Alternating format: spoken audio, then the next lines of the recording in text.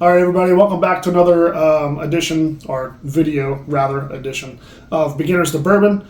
Today we have the ultra rare, hard to find cured oak. I know what you're going to say. We said it in our last video, or last couple videos. I forget when we did the 4 grain. Yep. It's a little bit ago. But yes, I know beginners aren't going to be able to just go out and find this bottle, right? It's very rare. It's very unattainable unless you want to spend hundreds of dollars. So I understand that. But the reason we wanted to do this review and we wanted to put this out is because at the end of the day, I'm trying, we want to build this YouTube channel up so that way we can get invited to barrel picks, we can get media samples, and then that's cooler things we can do with our friends and bourbon community that we're involved in, like 717, PA Bourbon Squad. Those guys are great, and we have a lot of great friends, and I'll tell you, we've met a lot of great people, great friends from the Delaware Bourbon Society. We just ran into them at Savills the other day, and as soon as I walked in the door and I saw them all standing there, I was like filled with joy. I loved it. I'm like, great, because we're from PA, so we have to travel to be able to get things, and unfortunately, most of the places we have to go are Jersey, Delaware, Maryland. So being able to find cool people to hang out with outside of our state is amazing. And they welcomed us. I remember our first bottle share we went to, they welcomed us with open arms. I felt really weird being like, oh, we're from PA, because I didn't want them to boot me out. Oh, this is Delaware, you know what I mean? But no, they welcomed us in. They let us sample so many cool things. And of course, I try to take cool things to share, things like that. So the bourbon community is exactly what it is. It's amazing. Mm-hmm. So many cool people, so many cool stories, so many cool ventures and paths. So I know this is unattainable. I know this is not for beginners.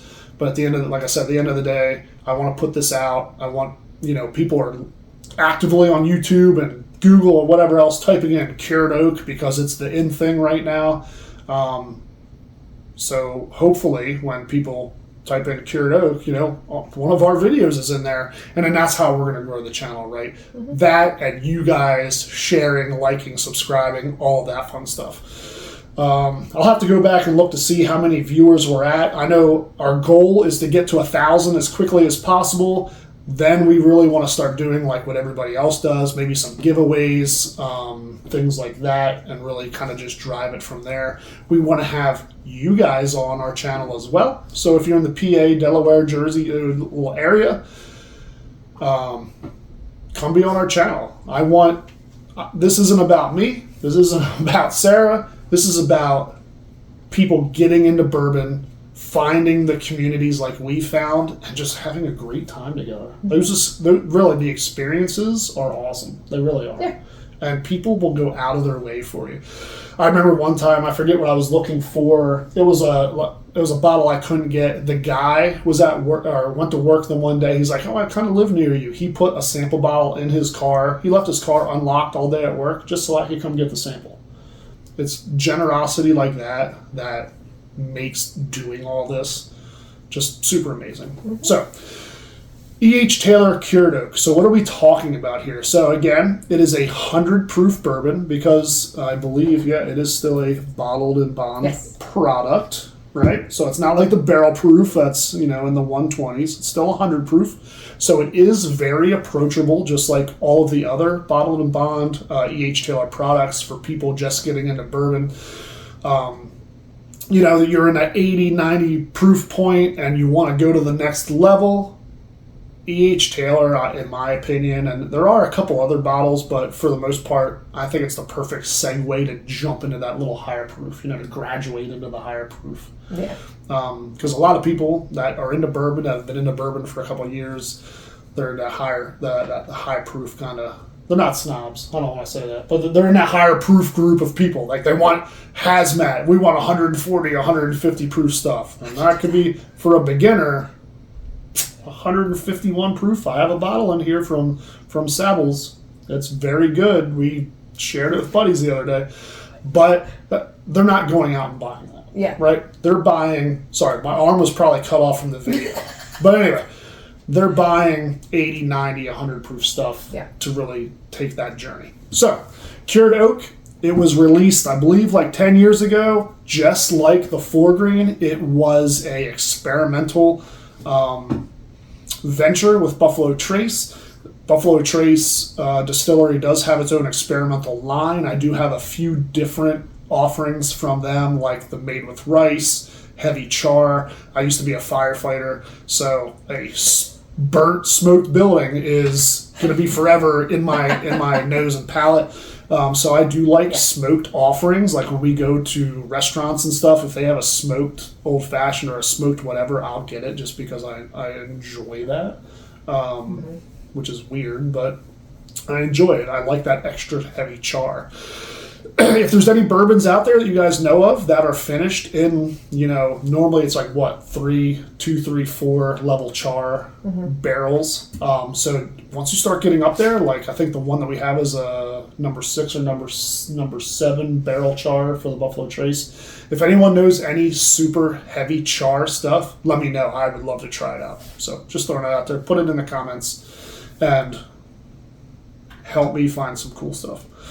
So I'm rambling again. Back to the cured oak. 100 proof, again, just like the Foregrain, $80, $79.99. Secondary market, not $80. Okay, not $100, not $200.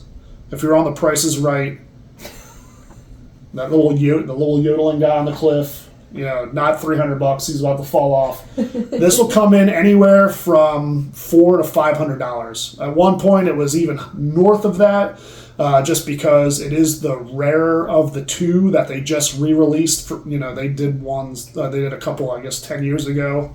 Now they're back. Everyone's freaking out about them. They want to go get them. They want to find them. It's hitting a lot in Kentucky. It's hitting a lot for some reason in Colorado. I don't know what Kentucky and Colorado, what kind of pact they have, but you can go to Colorado and buy any E.H. Taylor or Weller product that you can think of. The cases are sitting on the floor. So if there's any Colorado people out there, I'll pay for cases of stuff. Yeah, just ship it on out here. But anyway, it saves me a plane ticket. Now, I really was thinking of flying out there. I'm not gonna lie. I have free plane or miles and stuff. I mean, I still might. We'll see. But it is a great lineup. Obviously, I opened this one. It's not full. I do have a full one. We had some buddies over, a little while back. I opened it, and they were like, "Are you sure?" I'm like, "Yes," because if you don't, I'm not going to open it. So, because I did pay a lot of money for it, but I wanted to share it with people. And I know we talked on some other videos about bottle splits. I will, just like the binders stash run that we're doing, I just acquired 3 new bottles of that. And I do have a bottle R2 or 3 of this that we're going to do bottle splits for, because I know when I do a bottle split, you only get like 12 2 ounces or 24 1 ounce pours, and mainly people want 2 ounces. That way they can sip it again. A 1 ounce, you're going to get a couple, maybe 2 sips out of it, and it's gone. So I got a couple extra. Now, what does that mean for me? It means I spent stupid money that I didn't need to spend. But what's nice about it is I'm going to recoup a little bit of that, right? And I'm going to get E.H. Taylor cured oak to people that wouldn't go spend that money, but they can still have the opportunity to try it. And that's what this is all about. It's about growing the community and friends. All right, E.H. Taylor, $80, 10 years old, bottled and bond, 100 proof. Now, what is a cured oak? What is cured oak? That's weird. I don't know. I didn't know until I read the review on Buffalo Trace. So cured oak is a curing process with air dried staves for 13 to 14 months. All right. So they take the staves, they air dry them. Now you can educate me in the comments. I'm not sure if they do that before this sits in it for 10 years, or if this sits in there for 10 years and then they do the extra 13 and 14 months. I'm not sure how that all works. I'm sure someone out there who's really into Buffalo Trace knows. Please let us know in the comments. That'd be awesome. But it is air dried for that long. So 2 years, right? 2 years of air drying the staves. Or no, 2 years. 1 year. I'm thinking 2 years. 1 year of air drying the staves. So the process then, it pulls the tannins from the wood. So it's a very deep pull of those tannins. So I guess when we start reading that or talking about that, it probably is in the barrels for the full 10 years after drying it, maybe. And then what are tannins? So you throw these words around like tannins, deeper tannins. So the tannins are like the natural flavors and natural things that the whiskey is pulling out of that barrel. And it adds to the mouthfeel, it adds to the substance of the liquid, it adds to the spicy flavor notes. So guys, I really want to do some videos on, barrel aging and things like that. But it's just there won't be any fancy bottles sitting in front of us. So I'll just give you a quick rundown. So you put all that juice in a barrel, and when it's hot, it pushes all that juice into the barrel, into the wood staves in there. Then when it's cold, it retracts back into the barrel. So they call it barrel breathing. So that's how the barrel breathes and ages throughout the years. And then depending on if it's at the bottom of the rickhouse floor, middle, top, like those are all going to be different temperatures. So at the top, it's going to age, it's going to be hotter. I think the middle would be like the sweet spot because you're getting the constant, breathing, the up top, it's going to push it out longer before it comes back in, and then the bottom, it's going to stay cooler, so you may not have as much. But that's just a quick go over. I know I'm rambling on that. So let's pour this out. Let's see what it tastes like, and let's get on with the video. Because I've been trying to keep these videos short, and now I'm getting back into my old self where I want to talk and teach and explain. And I get it. Nobody wants to listen to a video for 15, 20 minutes. You guys want me to get videos out that are, 5, 6, 7, 8 minutes long. I get it. That's what I would want to watch. Or I'd be moving on to something else. So your palate and nose are kind of going to be pretty similar, I think, for this one is what they were saying. Yep. So you're going to get a lot of that like rich toasted oak, tobacco. I don't know if I necessarily want to taste the tobacco. I'm not chewing on a tobacco leaf. So, baking spices. I'm already getting that right away. I know that's part of it, is your baking spices also. Baking spices. And then I think the other one was supposed to be dried fruit. I can get a dried fruity. Yeah, you're not getting that grape or that citrusy or that bright flavor. You're getting that something it's there. There's a little bit of that sweet fruit there, but it's not strong. So I think the nose is good. Yeah. It may not be as complex as the 4-grain, but the 4-grain you got a lot going on. You have 4 different grains fighting each other for dominance inside the bottle. So here, still smells good though. And you know what? So I've been around enough farms and stuff like that, tobacco leaves and tobacco. I know plenty of people that smoke cigarettes and cigars and pipes, and I think I can get a little bit of tobacco off that. I like the smell of cigars more than anything because you get that sweetness from those. You might get that. I'm a pipe man. I wish, I had my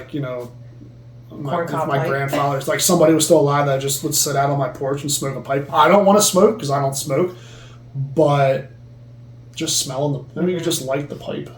Just smell it. I don't know. It always smells good. All right, well, let's get into the palate.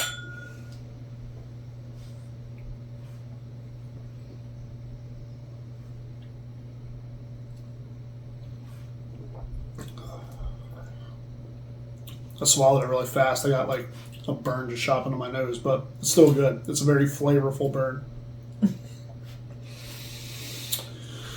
So my first sip, I'm getting cherry. I know it doesn't call cherry out. It's just a Buffalo Trace thing. I'm telling you, everybody. Yeah, I'm really getting that cherry out of this too. And maybe that's some of the dried fruits, maybe. That could be the dried fruits, honestly. It's very sweet. It's almost like a hard candy. I don't want to say a Jolly Rancher, but something that reminds me of a Jolly Rancher. Well, if you're saying about that cherry, you almost kind of get that cherry lozenger when you have a cough or a sore throat. A little bit of that cherry. Yeah, that's a little medicinal cherry. I think it's a little different for me, but yeah, I know. I can see what you're saying. I love going. But back I to the definitely nose. It's so good. Back at the nose, I'm getting those baking spices and that dried fruit a lot more now than I did before. Man, I wish. Which it is a good smell.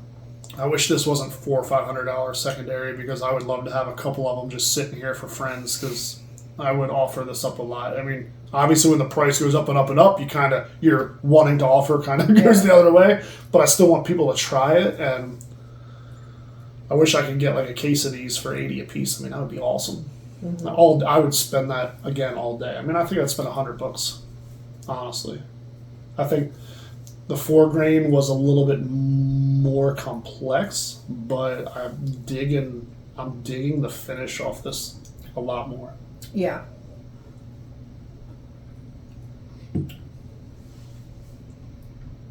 The finish does hang around.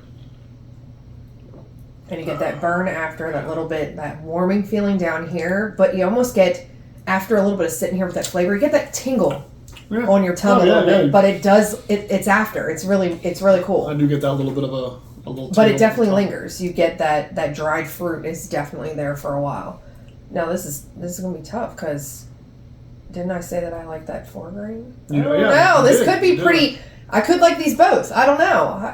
This is gonna be a toss up. But I think I like the 4 grain because it definitely, that sweetness flavor of the corn and all of that those 4 grains really come through.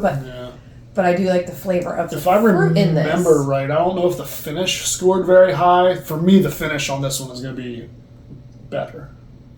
Probably. The finish might get a little extra points than the 4 grain got.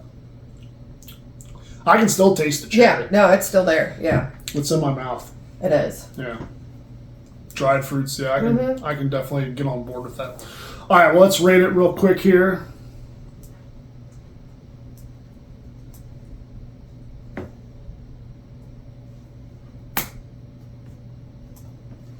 All right. What'd you get on the nose? I put 4. 4. So did I. Higher end, not quite middle. I like the smell of it. Especially after the taste and you go back to the nose, it just opens everything up so good. So yeah, 4 definitely on the nose. Palate? 4. I did a 4 as well. And, I mean, they say you should get the same thing on the nose as the palate. A lot of different bourbons and whiskeys, you get a little different. But they're like, that's going to be the same. So,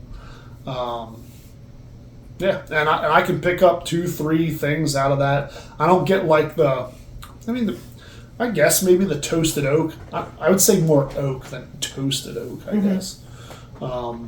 So I would love, just liking the heavier char, I would love to have a little bit more of a toasted. And that's just me. That's just my palate. You might drink this and be like, oh, I can taste toast for days. So, who knows. But, yeah, it's very enjoyable. Nice. And then what did you do for the finish? I gave it a 4 across the board. Wow, so you did a 4 on the finish? Yeah. I did a 5 just because I can get more dried fruit now. It was more cherry forward, but it's still there. Yeah. It's still there. Mine's starting to linger off a little bit now, so I kind of that's why I went down with a 4 rather than a 5. All right, so 13 out of 15, yeah, 12 out of 15. It's right there in the top tier great category. It's something that I would recommend to, people that might want to be in that 100 proof point, that might want to get into that 100 proof point. Again, do I like Buffalo Trace? Yes. And I'm going to be honest with you. You know what? A lot of people like Buffalo Trace, and they'll tell you they don't like Buffalo Trace because they don't want to be called, the Buffalo Trace kind of... The tater. We can get into what a tater is at a later time. I've already rambled much, into this. But it's just it is so customer forward. Like, they found what works and what can get anybody in the bourbon whiskey, wherever you're out on your journey, into drinking those. It's very approachable stuff. Buffalo Trace. There we go. All right, guys, remember to like and subscribe to our videos. I could put my Facebook or Instagram or the Beginners the Bourbon one down there, because we will be doing bottle splits with this. So if you're out there like, I really do want to try that cured oak, but I don't want to spend $400. Go follow me on social media, and when you see it drop, you'll have your chance. You can pick up a sample and give it a shot for yourself, and not have to pay $400 for a bottle of bourbon, because it is pretty crazy. So, all right, guys, like, subscribe. We'll see you on the next one.